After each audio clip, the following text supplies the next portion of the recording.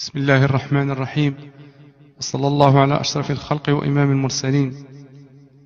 قال الله العظيم: يريدون ليطفئوا نور الله بأفواههم والله متم نوره ولو كره الكافرون.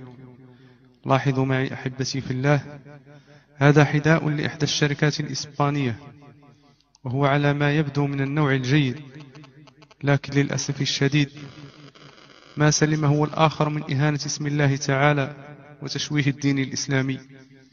فبمجرد قلب الحذاء يظهر اسم الله مكتوبا عليه وبوضوح تام، وهذا ليس بغريب من أعداء الله، فهذا دأبهم وليس بعد الكفر ذنب.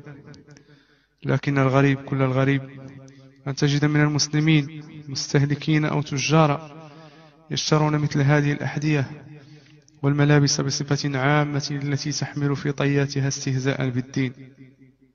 فاتقوا الله إخواني التجار، واتقوا الله إخواني المستهلكين، وتفحصوا بضائعكم قبل شرائها، فالمال يذهب والزينة تزول والعمر يفنى ولا يبقى إلا العمل الصالح.